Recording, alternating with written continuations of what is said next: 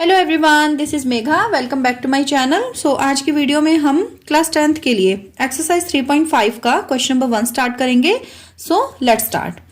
So question number 1 is which of the following pairs of linear equations has unique solution, no solution और infinitely many solutions. In case there is a unique solution find it by using cross multiplication method. देखिए 4 parts given है हमें question number 1 में। हमें बताना है कि इसमें कौन सा पार्ट होगा जिसमें जो पेयर ऑफ लीनियर इक्वेशंस हमें गिवन है उसका यूनिक सॉल्यूशन होगा, कौन से पार्ट में नो सॉल्यूशन आएगा और कौन से पार्ट में इनफाइनाइटली मैनी सॉल्यूशंस आएंगे।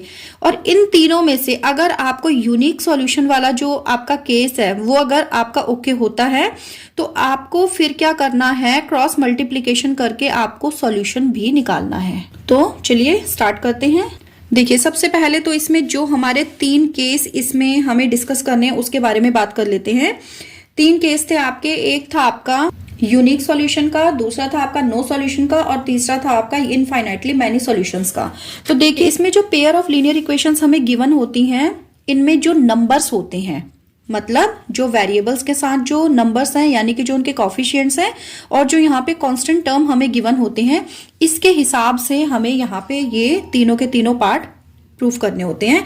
तो देखिए फर्स्ट क्या था हमारा, फर्स्ट था हमारा यूनिक सॉल्यूशन।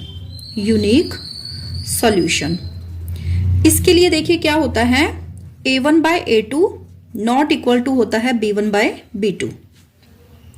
अब ये a1 a2 क्या है, b1 b2 क्या है, ये जब अभी हम क्वेश्चन सॉल्व करेंगे तो मैं आपको साथ साथ बताती रहूंगी। नेक्स्ट है आपका इनफाइनाइटली मैनी सॉल्यूशंस। इसमें देखिए क्या होता है, आपका जो a1 बाय a2 होता है वो इक्वल होना चाहिए b1 बाय b2 के और वो इक्वल होना चाहिए c1 बाय c2 के। अब जो थर्ड केस है इसमें वो है आपका नो सॉल्यूशन का। नो सॉल्यूशन में आपका होता है जो a1 बाय a2 होता है वो इक्वल होता है b1 बाय b2 के बट नॉट इक्वल होता है c1 बाय c2 के। तो अब देखिए केस हमने डिस्कस कर लिए हैं, अब हम इसे प्रूफ करना स्टार्ट करते हैं। तो देखिए पार्ट फर्स्ट में हमारे पास 2 इक्वेशंस गिवन है, ठीक है। तो हम क्या करते हैं, इन्हें इनकी स्टैंडर्ड जो हमारे पास फॉर्म होती है उसके साथ हम इन्हें मैच करते हैं, कंपेयर करते हैं और हमारे पास ये जितने भी हमने यहाँ पे जो लिखे हुए हैं a1 a2 b1 b2 c1 c2 इन सब की हम वैल्यू फाइंड आउट करते हैं। देन इनमें हम पुट करके और अपना जो है देखते हैं कि कौन सा वाला केस हमारे लिए ओके आ रहा है। तो देखिए जो हमारे पास स्टैंडर्ड फॉर्म होती है, अब क्योंकि मेरे पास 2 इक्वेशंस गिवन हैं तो मैं इसमें 1 और 2 करके इनके जो साथ में नंबर्स हैं उन्हें लिख लेती हूँ। फर्स्ट होगी a1x plus b1y plus c1 equals to 0। तो इस वाले का कंपेयर मैं इसके साथ करूंगी, फर्स्ट वाले का। देन सेकंड वाले के लिए मैं a2x plus b2y plus c2 लिख लेती हूँ, यानी कि सेकंड वाली का कंपेरिजन इसके साथ होगा। तो देखिए कंपेयर करके देखिए यहाँ पे x का कॉफिशिएंट है a1, तो यहाँ पे x का कॉफिशिएंट क्या है 1, यानी कि a1 की वैल्यू आ गई 1। b1 है y के साथ, तो y के साथ यहाँ पे कौन सा है कांस्टेंट टर्म, सॉरी कॉफिशिएंट -3, यानी कि b1 आ गया -3 और ऐसे ही आपका जो c1 है वो आ जाएगा -3। a2 सेकंड वाली जो इक्वेशन है उसमें देखिए a2 हमारा आ गया जो x के साथ है नंबर यानी कि 3, b2 आ जाएगा -9 एंड c2 आ गया हमारा -2। अब हम क्या करेंगे, a1 बाय a2 की वैल्यू सबसे पहले निकाल लेते हैं, आ गई 1/3। b1 बाय b2 देखिए -3y -9, माइनस से माइनस कैंसिल हो गया, 3 1 जा 3, 3 3 जा 9, यानी कि ये भी 1/3 आ गया। अब c1 बाय c2 भी देख लेते हैं, ये है आपका -3 डिवाइडेड बाय -2, माइनस से माइनस कैंसिल, ये 3/2 आ गया। यानी कि a1 बाय a2 और b1 बाय b2 तो इक्वल हैं but c1 bye c2 equal नहीं है। तो इन तीनों में से आप देख सकते हैं कौन सा वाला केस हमारा हो क्या रहा है, ये आपका थर्ड नंबर का, यानी कि हमारा कौन सा केस आ गया, नो सॉल्यूशन वाला। सो हम लिख देंगे यहाँ पे because a1 by a2 equals to b1 by b2 but not equals to c1 by c2, so there will be no solution। ठीक है, अब इसका पार्ट 2 कर लेते हैं। पार्ट 2 में हमारे पास ये 2 इक्वेशंस गिवन है। तो सबसे पहले क्या करेंगे, हम इन्हें इनकी स्टैंडर्ड फॉर्म में लिख लेते हैं, मतलब जो ये कांस्टेंट टर्म है इन्हें भी हम दूसरी साइड ही ले जाते हैं। तो देखिए फर्स्ट वाली हमारी हो जाएगी 2x plus Y minus 5 equals to 0 और सेकंड आपकी हो जाएगी 3x plus 2y minus 8 equals to 0।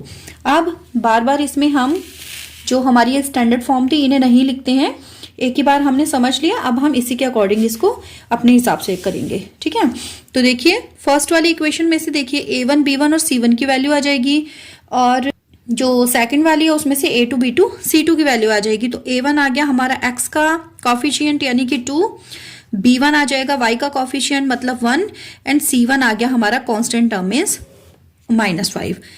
a2 3, b2 2 and c2 equals to -8। ये तीनों कौन सी इक्वेशन में से आए? इक्वेशन नंबर 2 में से। इसे हम 1 और 2 भी लिख सकते हैं।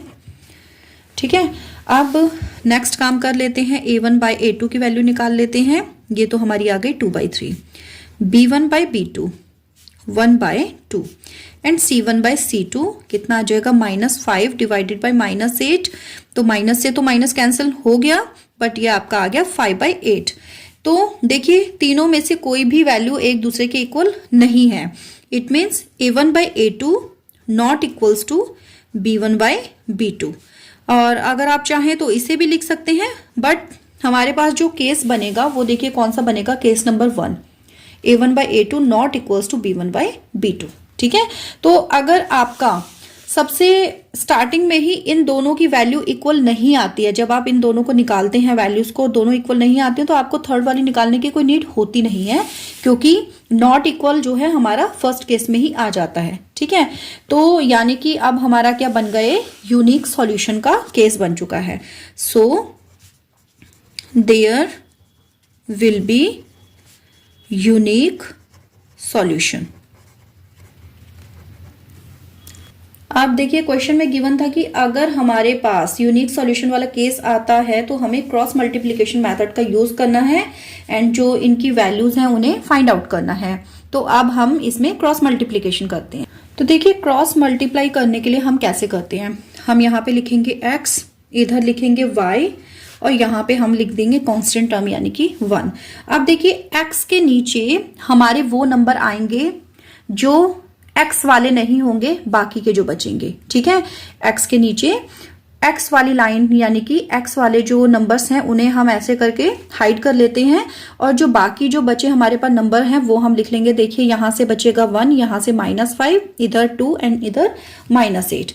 तो इन्हें हम देखिए ऐसे लिखेंगे 1, इधर क्या था आपका 2 और उसके बाद है आपका -5 एंड -8। ठीक है, अब देखिए y के लिए हम क्या करेंगे, y वाले जो है नंबर्स उन्हें हाइड कर लेंगे, बाकियों को देखिए एक आपका आ जाएगा 2 3 और एक आ जाएगा -5 -8। तो -5 -8 हम ऑलरेडी लिख चुके हैं तो यहाँ पे हम लिख देंगे 2 एंड 3।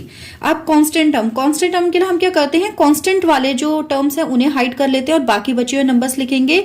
तो एक हो गया 2 3 जो कि हम ऑलरेडी लिख चुके हैं और बाकी बचा 1 एंड 2। तो यहाँ पे आ जाएगा 1 एंड 2। अब क्या करेंगे, इनके बीच में ऐसे करके आप एरोज लगा लेंगे, ऐसे और ऐसे। नेक्स्ट नंबर आपका होता है अब इसे सॉल्व करने का। तो देखिए अब हम लिखेंगे x। अब x के नीचे देखिए कैसे होगा, जो x के नीचे जो लाइन आई है उन्हें हम क्रॉस मल्टीप्लाई करते हैं।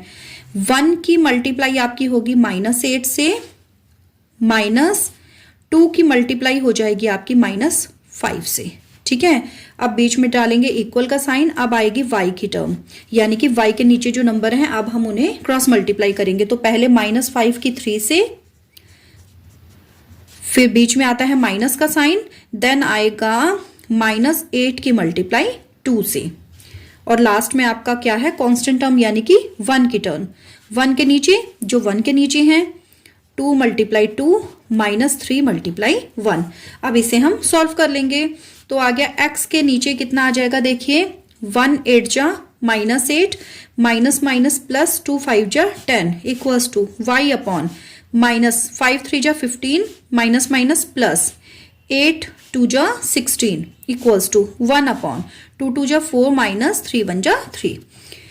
तो x के नीचे आ गया 2 y के नीचे आ गया आपका 1 एंड 1 के नीचे आ गया 1, यानी कि अब आप क्रॉस मल्टीप्लाई करके भी देख सकते हैं। देखिए ये आपका कितना आ जाएगा, x/2 equals to y/1 equals to 1। तो क्रॉस मल्टीप्लाई जब हम करेंगे, देखिए पहले मैं लूंगी x/2 और इस वाले नंबर को, यानी कि x की वैल्यू निकालनी है मुझे। तो x/2 इक्वल्स टू 1 होगा, तो x इक्वल्स टू कितना आ गया, 2 आ गया।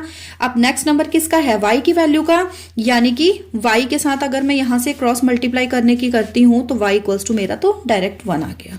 ठीक है, यानी कि x की वैल्यू आ गई 2 एंड y की वैल्यू आ गई 1। और ये मेरे आगे सॉल्यूशंस जो मेरे पास लीनियर इक्वेशंस गिवन थी, पेयर ऑफ लीनियर इक्वेशन, उनका सॉल्यूशन। सो आज के वीडियो में हमने पार्ट 1 और 2 किए हैं। नेक्स्ट वीडियो में इससे आगे के पार्ट करेंगे। So stay connected for next video. Till then take care, bye bye.